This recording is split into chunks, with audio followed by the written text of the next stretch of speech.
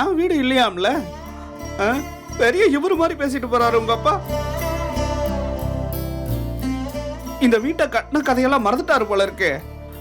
நானு எங்க அக்கா அவரெல்லாம் சேர்ந்து பாதி வேலைக்கு மேல நாங்க தான் முன்ன நின்று எடுத்து செஞ்சோம் தெரியுமா?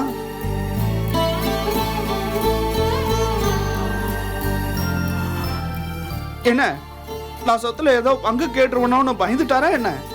என்ன மாமா? யாருக்குப்பா வேணும் உங்க சொத்து? யாருக்கு வேணும் உங்க பணம் காசு? எப்ப சாமிகளா எனக்கு கல்யாணம் கூட வேணாம்.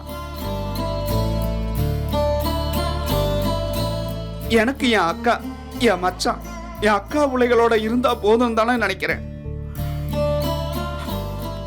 அதுல என்னக்கா அவருக்கு பிரச்சனை? அதுல என்ன அவருக்கு பிரச்சனையா? பொசுக்குன்னு என்ன பார்த்து கிளம்பி போன்னு சொல்லிட்டாரு. மாமா, உங்களுக்கு கல்யாணம் நின்றுடுச்சுல, அந்த வருத்தத்துல தான் அப்பா சொல்லியிருப்பாரு. நீங்க ஒன்றும் கவலைப்படாதீங்க, நம்ம எப்படியாவது அப்பாட்ட பேசிக்கலாம். ஆமா மாமா. டேய், அவர்கிட்ட பேசி இனி எதுவுமே ஆக போறது இல்லடா. ஏமா அப்படி சொல்ற? நம்ம எல்லாரும் அவர்கிட்ட பேசுறதுக்கே பிடி கொடுக்கவே மாட்டேங்கிறாரு.